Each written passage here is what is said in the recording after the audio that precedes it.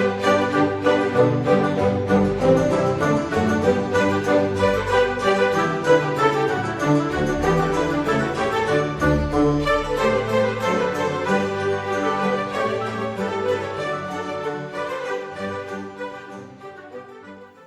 lagi bersama Rina Solihin dalam channel Rina Menjawab. Kali ini saudara-saudaraku, saya akan membahas tentang satu hal yang selalu dipertanyakan terhadap diri saya, yaitu kenapa orang Kristen itu tidak berkerudung. Kamu kan orang Kristen, Alkitab mengatakan bahwa wanita harus berkerudung. Kemudian Ibu Maria yang melahirkan Tuhan Yesus itu juga berkerudung, berhijab. Kenapa kamu tidak berhijab? Nah, saya dikatakan bahwa saya tidak taat kepada Alkitab. So, kali ini kita akan lihat apa sebenarnya hijab ini, ya, bagaimana sejarahnya. Kok sampai-sampai wanita bisa berhijab gitu ya. Nah, mari kita lihat ke belakang asal-usul hijab ini. Ya. Hijab itu adalah pakaian khusus ya, pakaian khas manusia-manusia padang gurun atau manusia-manusia yang hidup di padang pasir. Tidak peduli apa agamanya, apa kepercayaannya, tidak beragama sekalipun, tidak percaya Tuhan sekalipun, mungkin menyembah batu, menyembah berhala dan segala macam, pakaiannya semua sama, yaitu berjubah panjang tangan sampai menyapu lantai ya, pakai baju panjang, kemudian dia menutup kepalanya dengan kerudung atau disebut hijab, kemudian ada yang bercadar, ada yang yang cuman matanya kelihatan ya. Itu semua berasalnya dari daerah-daerah, negara-negara yang merupakan padang gurun. Nah, jadi sebenarnya hijab itu bukan ajaran agama, Itu adalah budaya, tradisi masyarakat setempat dengan tujuan untuk melindungi tubuhnya dari terpaan cuaca yang sangat panas di padang gurun, kemudian anginnya kencang. Angin kencang ini begitu kuat kalau bertiup dan itu mengandung pasir, saudara-saudara. Nah, makanya mereka sampai menutup, bercadar, matanya pun ditutup supaya tidak masuk debu, ya. Itu sejarahnya. Nah, sekarang di Indonesia, saya kebetulan sudah hidup lebih dari hampir ya 50-an tahun lebih. Sebentar lagi 60 tahun saya hidup. Ya. Jadi saya mengalami proses bagaimana perjalanan hidup beragama di Indonesia ini, saya mengalami, bukan apa kata orang, ya. Jujur, budaya berhijab di Indonesia itu baru muncul di 2 dekade terakhir, 20 tahunan ke sini. 20 tahun kesananya itu sangat jarang melihat wanita-wanita Indonesia berhijab. Kita boleh lihat ya, Ibu kita Kartini, apakah dia berhijab? Cut Nyak apakah dia berhijab? Ya kan? Kemudian istri Buya Hamka, itu dia tidak berhijab. Ya. Dan banyak lagi contoh-contohnya. Jadi di Indonesia pun sampai hari ini itu ada 2 pandangan, ya. Ada yang mengharuskan wanita muslimah itu berhijab, ada yang tidak. Jadi masih pro kontra, ya. Tapi 20 tahun ke belakang itu sama sekali langka orang berhijab. Paling ya kalau kalau di desa saya yang berhijab itu paling orang yang sudah tua sekali, kemudian dia naik haji, pulangnya dia baru. Kalau di kampung saya disebut Bakaruduang tuh berkerudung ya, tapi nggak modis kayak hari ini, hanya ditutup, kemudian di sini disematkanlah peniti, ya gitu aja gitu ya. Nah, para wanita-wanita Indonesia di 20 tahun sebelum ini, 20 tahun ke belakang, itu mulai ya sedikit demi sedikit. Ya saya lihat karena banyak pemahaman-pemahaman baru ya di dalam Islam yang muncul ya di 2 dekade terakhir ini yang membuat hijab itu semakin membumi di Indonesia, bahkan dijadikan fashion ya.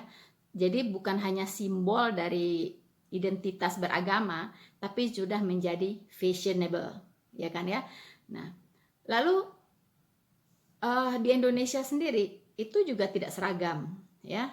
Jadi kita kenal Islam moderat. Islam moderat rata-rata wanitanya tidak berhijab, ya, tidak berhijab. Nah, kalau Islam yang konvensional, ya, dengan aliran tertentu mungkin pemahamannya juga beda ya. Nah itu kadang bercadar juga bisa, hijabnya biasa panjang-panjang sampai menjuntai-juntai gitu ya. Nah itu beda gitu ya. Jadi ada dua pemahaman di sini gitu. Nah oke, itu tidak akan saya bahas ya karena itu bukan domain saya lagi gitu ya. Nah saya akan membahas apakah wanita Kristen ya, wanita Kristen apakah memang wajib berhijab? Ya, itu yang dipertanyakan kepada saya. Mereka protes kenapa saya tidak berhijab ya, seolah-olah mereka lebih tahu ajaran Kristen, seharusnya saya berhijab gitu ya. Nah, sebenarnya sebelum saya bicara berhijab, kita mari lihat dulu ya. Ada perpindahan tata ibadah ya, yaitu tata ibadah di Perjanjian Lama ya, disebut dengan ibadah jasmaniah simbolistik ritualistik. Jadi ibadah yang menekankan kepada jasmani ya. Jadi kesucian itu disimbolkan dengan kesucian jasmani ya. Nah, kemudian ibadah di Perjanjian Baru ya, ibadah di Perjanjian Baru itu ibadah di dalam roh dan kebenaran ya. Jadi yang dituntut di situ adalah kesucian hati ya, kesucian hati. Nah, ibadah di Perjanjian Lama itu simbolistik menggambarkan gambaran dari keselamatan yang akan datang. Makanya disebut simbolistik, menyimbolkan keselamatan yang akan datang. Nah, itu bicara tentang Sang Juru Selamat Yesus Kristus. Seperti apa? Seperti ibadah korban domba. Ya, ketika manusia jatuh ke dalam dosa, itu Tuhan langsung memerintahkan kepada Adam untuk melakukan ibadah korban domba sebagai ibadah penghapus dosa atau penghapus salah. Nah, ketika kita berdosa, harus cepat-cepat ambil domba, pegang kepalanya, disembelih, kemudian mengaku dosa. Maka saat itu dosa kita diselesaikan. Ya, nah orang yang melakukan ini itu dia beriman kepada juru selamat yang akan datang ya. Juru selamat yang akan datang itu adalah Yesus Kristus yang disimbolkan oleh domba tadi ya, domba yang dikorbankan. Nah, juru selamat yang akan datang ini nanti akan berkorban seperti domba ini gitu. Tapi sebelum dia datang, lakukan dulu kata Tuhan ibadah ini, yaitu korban domba atau korban lembu juga boleh ya. Kemudian kalau nggak ada lembu, burung perkutut juga boleh gitu ya. Nah, tapi umumnya mereka mengorbankan domba jantan yang tidak bercacat dan tidak bercela. Kenapa tidak bercacat dan tidak bercela? Ini menyimbolkan kesucian Sang Juru Selamat yang akan datang. Ya, jadi itu ada maknanya semuanya. Nah, jadi dari Adam sampai Nabi terakhir ya, Zakaria ya, itu mereka melakukan ibadah korban domba sebagai ibadah penghapus dosa ya, sebagai ibadah penghapus dosa. Itu mereka lakukan secara turun temurun ya. Nah, di dalam hukum Taurat dan kitab para nabi ini diajarkan ya, orang tua mengajarkan ke anaknya, mengajarkan lagi ke generasi-generasinya akan datang. Sampai saatnya Tuhan Yesus datang sebagai domba hakikat. Ya, domba yang sesungguhnya.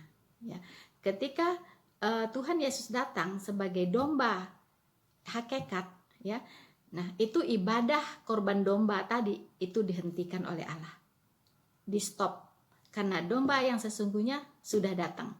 Dia dikorbankan di kayu salib satu kali untuk penghapusan dosa seluruh umat manusia, yaitu segala dosa mereka. Jadi tidak perlu lagi korban domba lagi, ya, setelah Tuhan Yesus melakukan pengorbanannya di kayu salib satu kali untuk selama-lamanya. Nah, apa yang mau saya katakan, bahwa orang perjanjian lama diselamatkan itu beriman kepada juru selamat yang akan datang. Ya. Orang di perjanjian baru itu beriman kepada juru selamat yang sudah datang. Nah, makanya imannya sama, yaitu diselamatkan karena beriman kepada juru selamat. Makanya Tuhan Yesus berkata, "Akulah jalan, kebenaran, dan hidup. Tidak ada seorang pun yang bisa datang ke rumah Bapa di sorga kecuali melalui aku." Jadi manusia diselamatkan tidak pakai cara yang lain, hanya melalui iman kepada Yesus Kristus sebagai Tuhan dan Juru Selamat umat manusia. Tidak ada cara lain. Manusia pertama dari Adam sampai manusia terakhir yang belum lahir, itu kalau mau selamat harus percaya kepada Juru Selamat, yaitu Tuhan Yesus Kristus. So, sekarang kembali ke masalah kerudung, ya. Apakah kerudung itu merupakan simbol-simbol dari ibadah perjanjian lama? Ya, ini sebenarnya tidak ada hubungannya juga, ya. Seperti tadi saya katakan bahwa pakaian jilbab itu, pakaian panjang dan berhijab itu di negara-negara padang pasir, yang punya padang pasir, kemudian dia punya udara yang sangat panas dan anginnya kencang membawa pasir, itu pasti semua pakaiannya sama. Nah, lalu Islam itu mengadopsi pakaian ini menjadi ajarannya, ya, ajaran agamanya. Memang diajarkan harus menutup aurat, ya. Nah, tapi bagaimana modelnya itu juga tidak ditentukan, ya. Nah, bagaimana dengan di agama Kristen? Bagaimana Tuhan mengatur wanita Kristen itu harus berpakaian seperti apa? Mari kita lihat. Kita akan membuka 1 Timotius 2 ayat 9 sampai 10. Saya akan bacakan untuk Anda. Demikian juga hendaknya perempuan, hendaklah ia berdandan dengan pantas, dengan sopan dan sederhana. Rambutnya jangan dikepang-kepang, jangan memakai emas dan permata dan mutiara ataupun pakaian yang mahal-mahal. Tetapi hendaklah ia berdandan dengan perbuatan baik, seperti yang layak bagi perempuan yang beribadah. Jadi jelas saudara, bahwa seorang wanita Kristen yang alkitabiah, dia harus berdandan yang sopan, sederhana, ya, dan pantas. Jadi tidak ada di situ disebut harus berhijab, ya. Tidak ada satupun ayat di Alkitab yang mengharuskan wanita Kristen itu berhijab. Rambut itu bagi wanita Kristen itu bukan aurat, karena Tuhan memberikan rambut yang indah untuk wanita. Seperti rambut saya ini ya, indah ya. Itu adalah mahkota untuk wanita yang bisa membedakan mana wanita, mana pria, gitu ya. Jadi memang Tuhan mengaruniakan rambut yang indah itu ya kepada wanita, itu untuk hiasan wanita, sebagai mahkotanya wanita. Makanya kita lihat Hawa itu juga tidak berhijab waktu diciptakan, ya. Dan Tuhan waktu dia diciptakan langsung kasih dia hijab, nih pakai hijabnya, enggak kan? Enggak. Tapi Hawa diberikan rambut yang sangat-sangat indah, ya. Saya ingat kalau di Sumatera Barat itu ada namanya Bundo Kanduang, ya. Itu raja wanita pertama saya pikir di Indonesia ini, ya. Itu kalau dibaca silsilahnya, itu dia dikatakan bahwa rambutnya itu seperti mayang terurai. Mayang terurai itu rambutnya panjang dan bagus, terurai gitu ya. Ya mirip-mirip saya inilah mungkin ya. Ya, mirip-mirip saya inilah ya, panjang terurai, itu mayang terurai. Pasti dia juga tidak berkerudung, ya. Kalau dia berhijab nggak mungkin dikatakan rambutnya seperti mayang terurai, ya. Nah, wanita Kristen itu tidak diwajibkan berhijab karena rambut itu dikaruniakan Tuhan kepada wanita sebagai satu kehormatan, ya, tanda kehormatan bagi wanita, ya. Untuk lebih jelasnya kita akan buka satu ayat lagi, ya, karena saya bukan mengarang-arang sendiri, tapi ini benar-benar apa yang dikatakan oleh firman Tuhan, ya. Kita akan buka 1 Korintus 11 ayat 14 sampai 15. 1 Korintus 11 ayat 14 sampai 15. Bukankah alam sendiri mengatakan kepadamu bahwa adalah kehinaan bagi laki-laki jika ia berambut panjang, ya. Jadi kalau laki-laki berambut panjang itu sebuah kehinaan bagi laki-laki, ya. Maka laki-laki jangan berambut panjang, ya, ya. Anda jadi hina sendiri, ya, kalau berambut panjang. Ini menurut Alkitab. Tetapi bahwa adalah kehormatan bagi perempuan jika ia berambut panjang, ya. Jadi rambut saya ini kehormatan saya gitu loh, ya. Ini mahkota saya gitu. Ini sebuah kehormatan saya gitu. Mahkota itu, tanda kehormatan, ya. Ini memang diberikan oleh Allah sendiri, dikaruniakan rambut yang indah itu sebagai kehormatan bagi wanita, ya. Saya lanjut. Ini catat, ya. Banyak teman-teman muslim saya itu tidak mencermati, ya, ayat ini secara teliti gitu, ya. Nah, saya lanjutkan. Sebab rambut, ya, diberikan kepada perempuan menjadi penudung. Oke? Jadi rambut ini selain diberikan rambut panjang oleh Allah sebagai satu tanda kehormatan, sebagai suatu mahkota, ya, sebagai mahkota bagi wanita, bagi perempuan, dia juga berfungsi sebagai penudung, ya. Jadi jilbab saya itu rambut saya ini, bro and sis, ya. Rambut saya ini loh, inilah hijab saya gitu, ya. Jadi seorang wanita Kristen Alkitabiah pasti rambutnya panjang, ya. Mungkin nggak ada lah ya wanita Kristen Alkitabiah yang rambutnya yongen gitu, ya, seperti laki-laki. No, pasti rambutnya panjang. Karena rambut ini itu berfungsi sebagai penudung dan kehormatan, ya, bagi seorang perempuan Kristen. Oke? Clear, ya? Jadi lain kali jangan protes lagi kalau saya tidak berkerudung. Karena kerudung saya adalah rambut panjang saya yang indah ini. Oke? Nah, teman-teman, untuk sedikit menambah wawasan kita semua, ya, saya akan menceritakan satu komunitas Kristen Alkitabiah, ya. Itu mereka banyak di Amerika sekarang ini, ya. Mereka menempati kawasan-kawasan tertentu di banyak negara bagian di Amerika. Mereka ini sebenarnya adalah campuran Swiss Jerman, ya. Mereka ini disebut dengan kelompok Kristen Anabaptis, ya.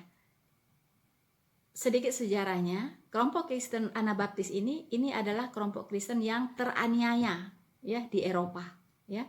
Karena apa? Karena mereka itu sangat teguh berprinsip, ya, berdiri di atas kebenaran firman Tuhan di Alkitab. Mereka tidak mau berkompromi, ya. Karena itulah mereka dikejar-kejar, dianiaya, banyak yang mati martir, ya, banyak yang jadi korban penganiayaan, pembunuhan, mulai dari dibakar hidup-hidup sampai ditenggelamkan, ya, di laut dan sebagainya. Itu karena iman mereka yang begitu taat dan teguh kepada Alkitab, tidak berkompromi, ya. Nah, mereka karena dikejar-kejar, dianiaya terus, akhirnya mereka berimigrasi ke Amerika. mereka ini punya ciri khas, ya. Saking mereka menjaga diri dari pengaruh dunia, ya, pengaruh-pengaruh duniawi.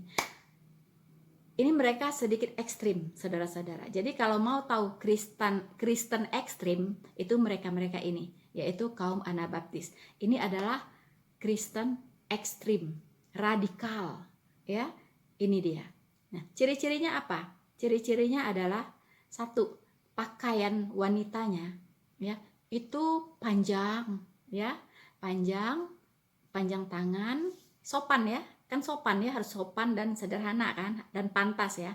Nah, jadi mereka berpakaian panjang, kemudian bercelemek ya, bercelemek, dan mereka punya ciri khas lagi, memakai itu apa yang diikatkan di kepala itu ya, semacam topi lah gitu ya, tapi rambutnya masih keluar, enggak dimasukin ke dalam topi, enggak ya, rambutnya masih keluar gitu ya. Nah, kemudian mereka ini anti teknologi ya. Jadi mereka itu ini no radio ya, no handphone ya, no TV, no mobil ya. Mereka naik kendaraan itu kereta kuda, pakai kereta kuda ya.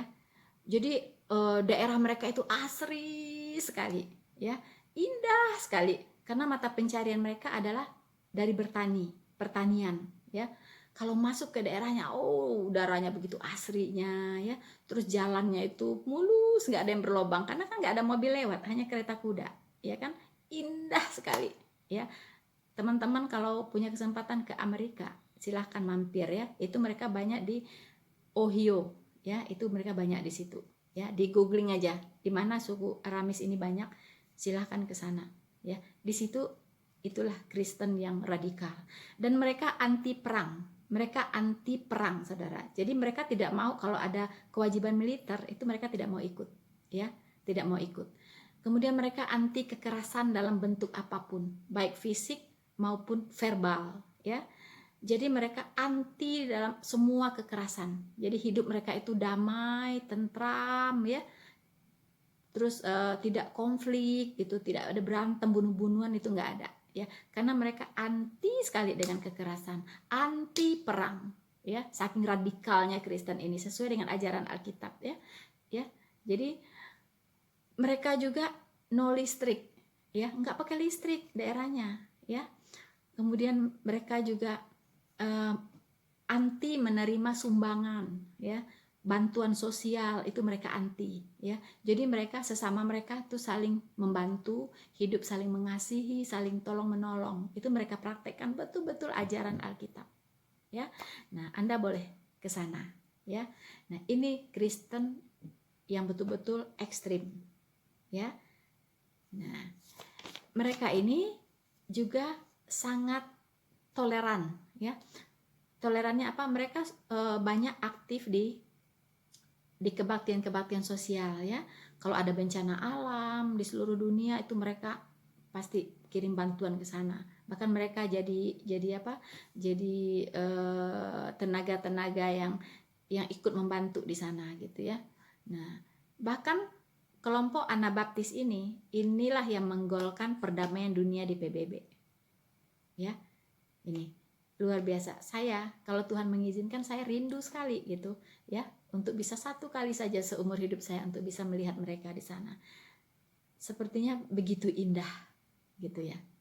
So, teman-teman, sepertinya kalau bicara kerudung tidak banyak yang bisa saya bicarakan ya, dan Anda juga tidak bosan ya melihat saya terlalu lama.